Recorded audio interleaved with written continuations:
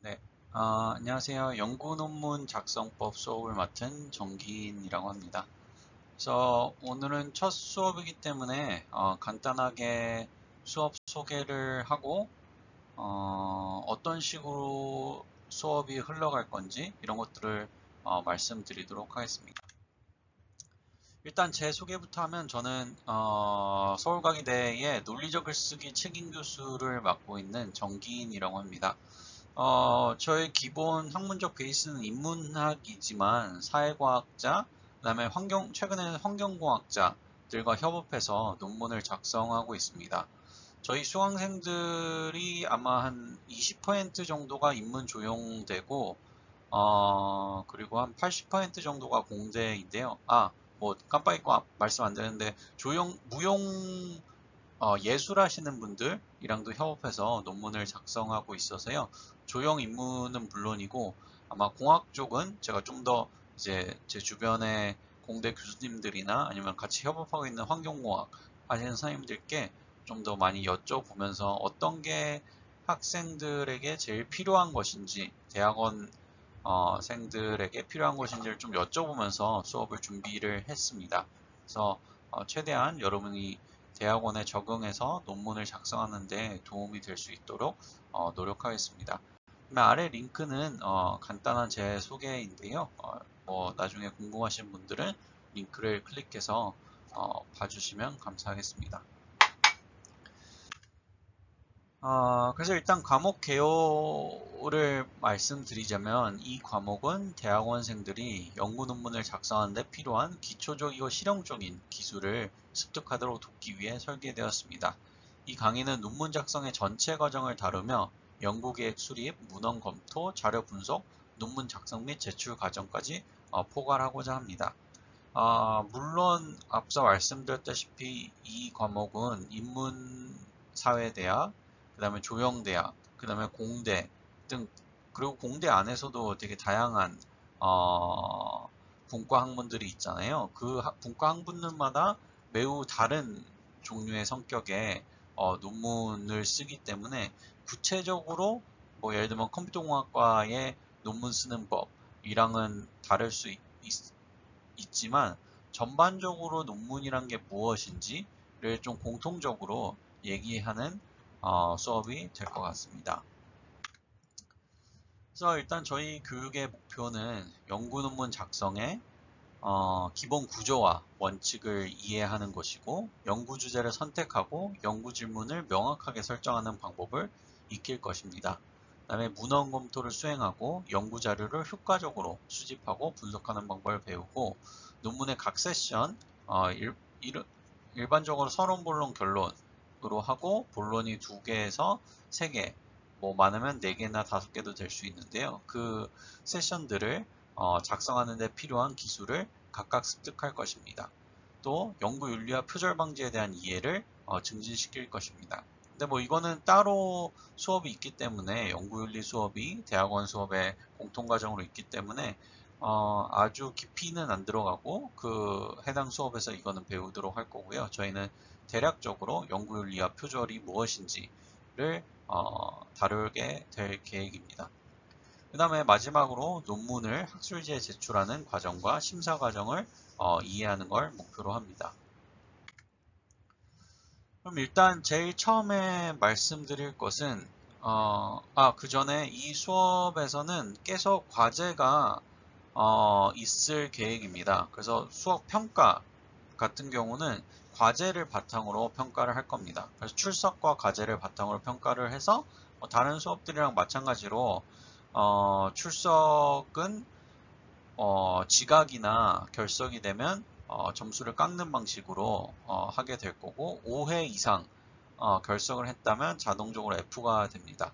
그래서 출석은 뭐 우리가 온라인 수업이긴 하지만 시간에 따라서 빠짐없이 이 동영상 강의를 시청하고 그 다음에 이제 과제를 하는 것이 될 것입니다.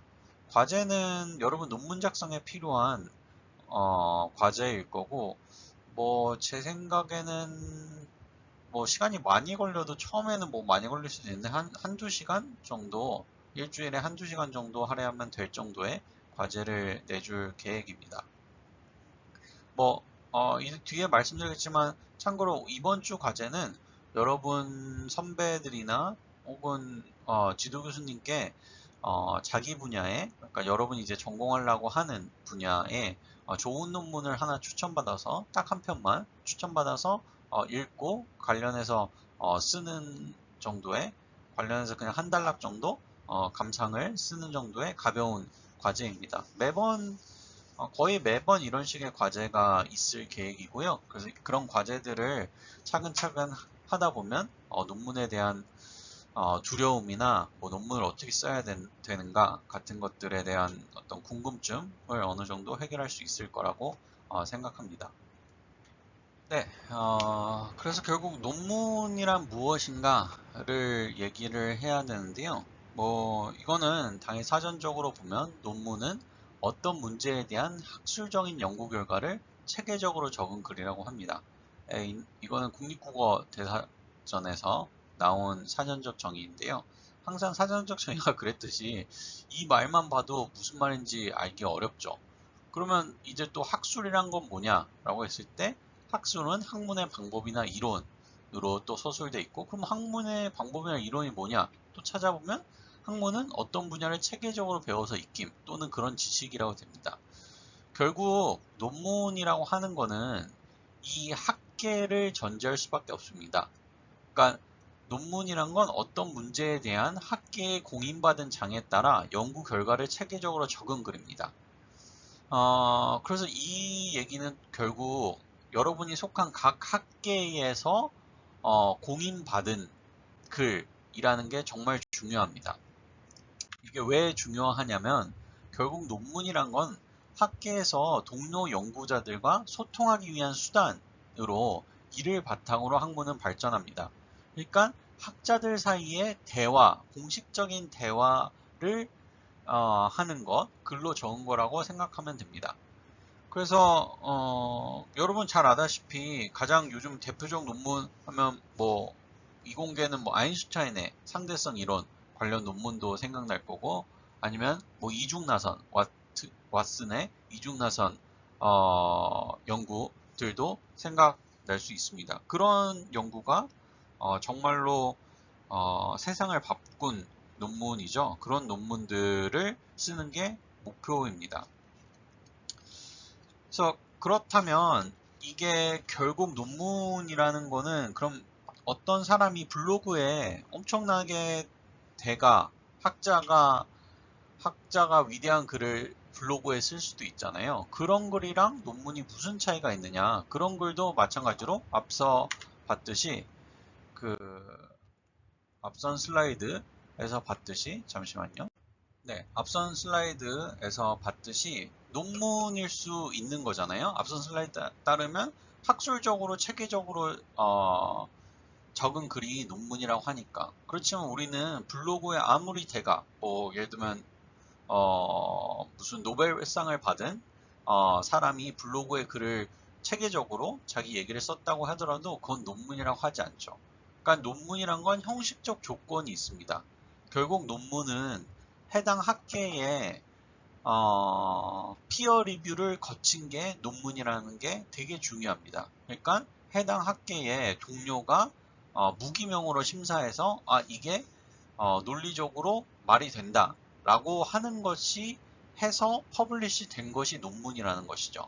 그래서 그런 것이 정말 중요합니다. 그래서 논리적으로 아무리 열심히 서술했다고 하더라도 블로그에 쓴 글은 우리가 논문이라고 하지 않는 거죠. 그럼 이게 왜 그럴까요? 이게 피어 리뷰라는 게 보통 어떤 식으로 되는 거냐면, 예를 들면 여러분이 여러분 분야에 권위 있는 잡지에 논문을 낸다고 해봅시다. 예를 들면 네이처 같은데 논문을 낸다고 했을 때 해당 논문은 보통은 무기명으로 심사가 됩니다. 특집이나 어떤 특집 논문 같은 게 아니라면 그 사람이 노벨상 수상자든 누구든 상관없이 이름을 가린 채 해당 분야를 에디터가 읽어보고 이 분야에 제일 유명하고 이 논문을 가장 잘 심사해 줄 수 있는, 이 분야에 가장 지식이 많은 사람이 보통 2명에서 3명 이상에게 심사자를 선정해서 그 심사자들이 이 논문을 읽고 이것이 과연 말이 되는 건가, 그 다음에 어떤 부분이 논리적으로 비약이 있거나 문제가 있는가를 심사를 해서 해당 논문을 쓴 사람들에게 돌려줍니다. 그럼 그 사람들은 그 중에서 자기가 인정할 수 있는 건 인정한 다음에 수정을 하고, 아니면 인정을 못하겠으면 반박을 해서 또 에디터에게 보내는 거죠. 물론 제일 처음 단계에서 에디터가 반려하는 경우도 정말로 많습니다. 중요하고 좋은 저널일수록 에디터가 보자마자 피어 리뷰도 거치지 않고 바로 에디터 선에서 이 논문은 우리에게 실을 만큼 중요한 논문이거나 의미 있는 논문이 아니다, 혹은 학문적인 성과가 별로 없거나 뭐 의심되는 논문이다 하면 바로 철회가 되는 거죠. 그래서 유명한 잡지들은 에디터에서 피어 리뷰로 건너가는 그 단계를 통과하는 게 10%도 안 될 때도 많습니다. 그렇기 때문에 여러분들이 이제 논문을 투고해 본 분도 계실 거고 아직 투고를 안 해본 분도 계실 텐데, 논문이 리젝되는 걸 두려워하면 절대로 안 됩니다. 누구나 리젝될 수 있고 아마 여러분 지도 교수님도 여러 번 리젝을 받은 경험이 있을 겁니다. 어쨌든 그런 과정을 거쳐서 논문이란 건 나오는 거기 때문에 보통 에디터가 그 해당 분야에 가장, 예를 들면 여러분이 어떤 A라는 분야에 대해서 논문을 썼다면 해당 분야에 제일 권위 있고 잘 심사해 줄 수 있는 사람에게 이 논문을 보내겠죠. 그러면 사실은 이 논문은 그 A라는 분야의 기존 선행 연구들을 비판하면서 논문이 나올 거잖아요. 그래서 때때로 여러분이 비판하려는 논의, 혹은 이 분야에서 여러분이 가장 기대고 있는 논의를 하는 학자들에게 논문이 심사가 들어갈 수도 있습니다. 그 얘기는 뭐냐면 결국 그 사람들, 나의 가장 큰 반박자를 설득할 수 있어야지 논문이 퍼블리시 된다는 것이죠. 그렇기 때문에 논문이 퍼블리시 됐다는 건 최대한 논리적으로 내 분야에 제일 잘 알 수 있고 내 의견을 아주 의심스러운 눈으로 볼 수 있는 사람들이 그래도 인정을 하고 이건 퍼블리시 될 만한 학문적 성과이다, 논리적으로 그럴듯하다 라는 것이 되었을 때 퍼블리시가 되는 것이기 때문에, 논문이란 건 그런 점에서 블로그에 쓰는 글들이랑 다르게 우리가 그래도 피어 리뷰를 거쳐서 인정할 수 있는 그 학계에, 해당 학계의 상당수의 학자들이 공인할 수 있는 지식이다 라는 점에서 다르다는 것입니다. 그 다음에 그럼 연구랑 논문이랑 어떤 관계인가, 이게 궁금하시고 어려우실 수 있는데요. 연구는 결국 질문에 대한 해답을 탐색하는 것이 연구입니다. 그래서 저는 학부 학생들에게도 논리적 글쓰기를 가르칠 때 연구 프로젝트를 줍니다. 그래서 어떤 거든지 여러분이 알고 싶어하는 연구 프로젝트를 해봐라. 그래서 뭐 1, 2학년 친구니까 지난 학기에 어떤 과제들이 있었냐면, 예를 들면 롤을 좋아하는 친구들이 있었는데 롤 티어를 어떻게 하면 올릴 수 있을 것인가를 연구를 했어요. 그래서 그게 OPGG 같은 데에 데이터를 받을 수 있거든요. 그래서 티어별로 어떤 행동을 하는 게 그 티어를 올릴 수 있는 가장 좋은 방법일까? 그래서 우리가 일반적으로는 뭐 이 게임을 아시는 분은 아시겠지만, 뭐 예를 들면 시야를 밝힌다든지 아니면 뭐 CS를 잘 먹는다든지 뭐 아니면 적을 더 많이 죽인다든지 오브젝트를 더 많이 확보한다든지 이런 게 당연한 거라고 생각하지만, 그게 티어별로 되게 달랐다는 거죠. 뭐 아이언 같은 경우는 시야 점수는 중요하지 않다든지 뭐 이런 것들이 있었습니다. 아니면 또 다른 예로는 첫인상을 결정짓는 요인이 무엇이고 이걸 어떻게 하면 첫인상을 좋게 할 수 있을까, 이런 것에 대한 어떤 질문을 찾고 싶었고 이런 거를 연구를 시작했습니다. 그렇지만 연구는 아까 말했듯이 그 질문에 대한 해답을 탐색하는 것이고, 논문은 이 해답을 논리적으로 설명하는 글입니다. 그래서 연구의 어떤 방향성이나 연구의 순서와 논문의 서술 순서는 꼭 일치할 필요는 없는 거죠. 연구는 뭐 A를 시작한 다음에 B 한 다음에 C 한 다음에 D 할 수 있어도 논문은 이걸 어떻게 하면 더 설득력 있게 보여줄 수 있을까 했을 때 A부터 시작하는 게 아니라 D부터 시작해서 B, C, A로 갈 수도 있는 것입니다.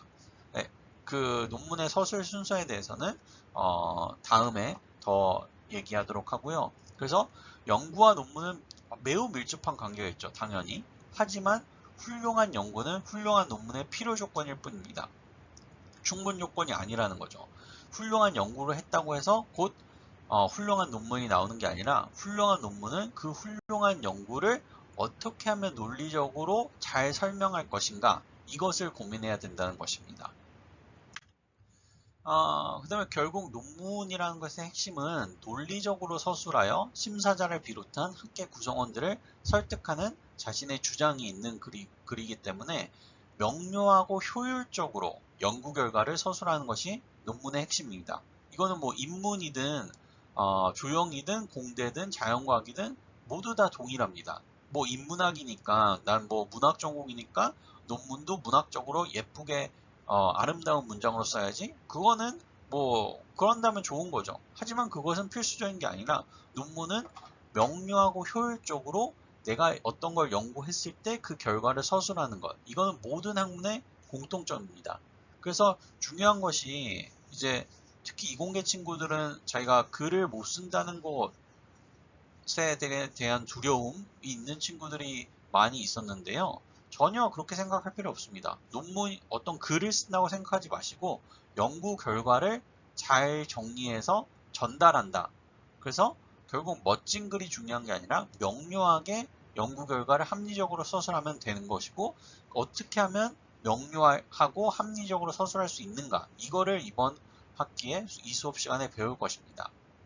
그래서 결국에는 할 말이 있다면 내가 이 연구 결과가 분명히 의미가 있다면 그 할 말이 있다면 그걸 명확하게 표현만 하면 되는 것이 연구 논문이기 때문에 너무 겁을 먹거나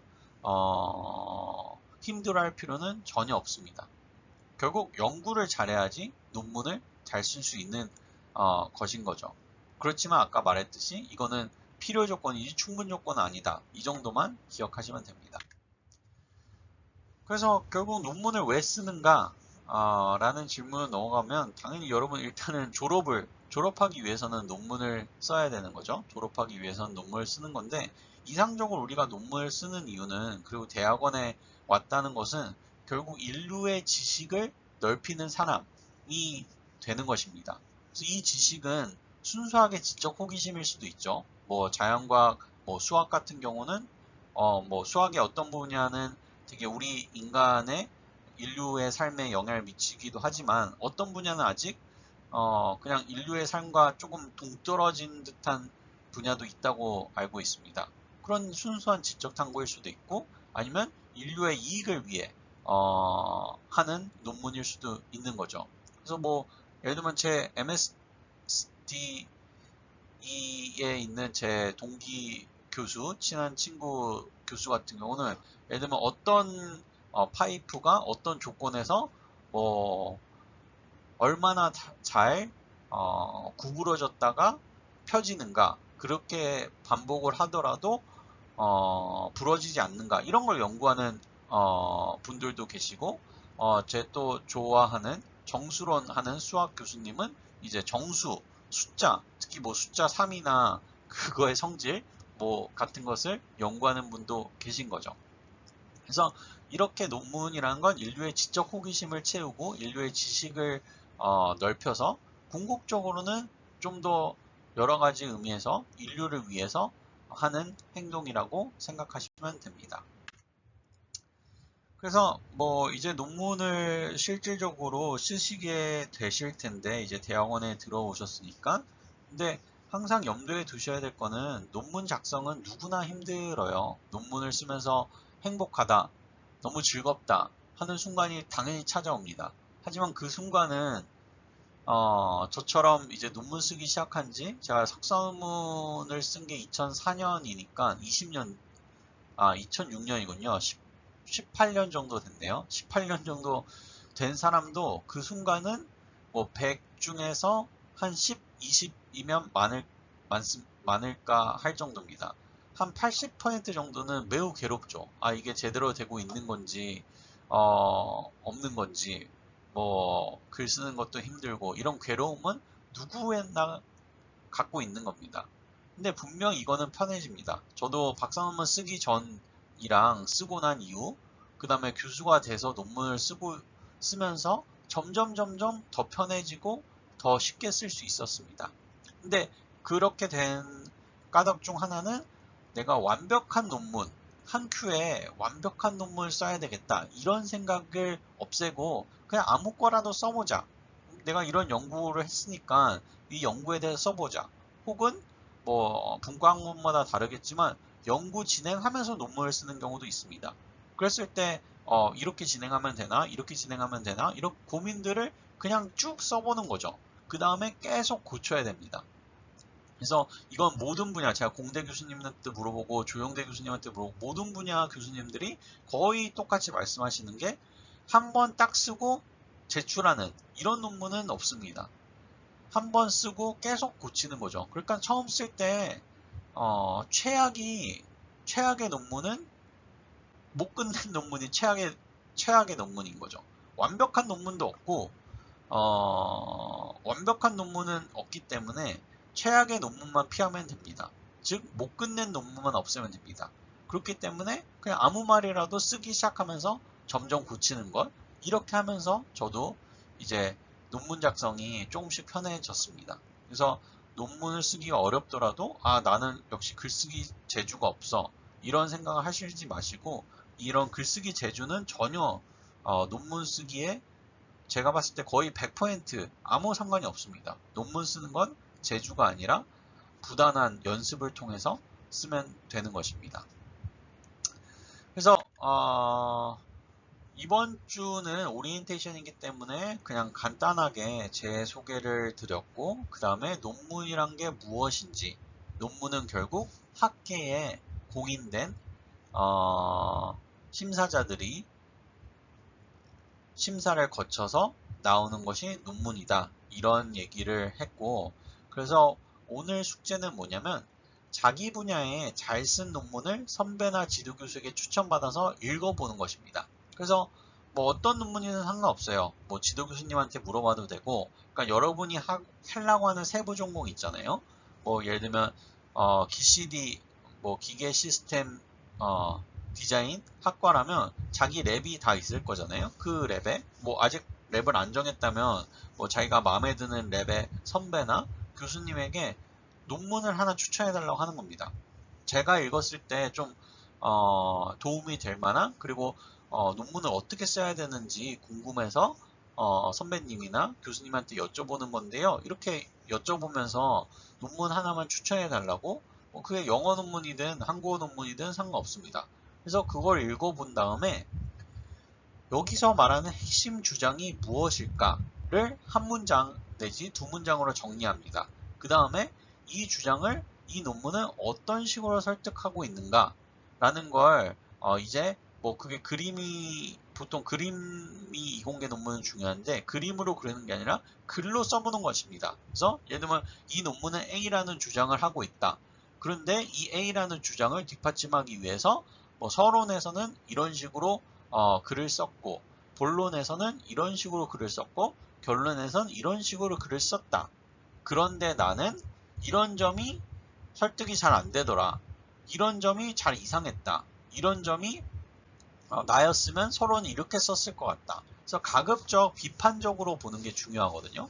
그래야지 자기 글도 이제 비판적으로 보고 실력이 늘 수 있으니까 그냥 서론이 이렇고 본론이 이렇고 결론이 이래서 참 좋았다, 난 설득이 잘 됐다, 가능하면 이렇게 쓰지 마시고 이런 점에서 나였으면 서론을 이렇게 썼을 것 같다, 근데 이 사람은 왜 이렇게 썼을까, 이렇게 의문을 가지기 시작하는 게 정말 중요합니다. 그게 비판적 사고고, 결국 여러분이 연구 논문을 쓴다는 건, 연구를 한다는 건 기존의 생각과 다른, 기존의 어떤 공통된 학계에 합의된 생각과 다른 생각을 할 수 있어야 되잖아요. 기존의 연구를 봤을 때, 교과서를 봤을 때 A라고 했는데 진짜 A더라. 이런 건 논문이 되기 어렵잖아요. 논문은 결국 새로운 얘기니까. 그렇기 때문에 가급적 비판적으로 읽어서 이런 부분이 좀 나였으면 이렇게 썼을 것 같다 라는 걸 한 단락 정도로 쓰는 게 과제입니다. 네, 그럼 이번 주 첫 수업은 이렇게 마치도록 하겠습니다. 수고하셨습니다.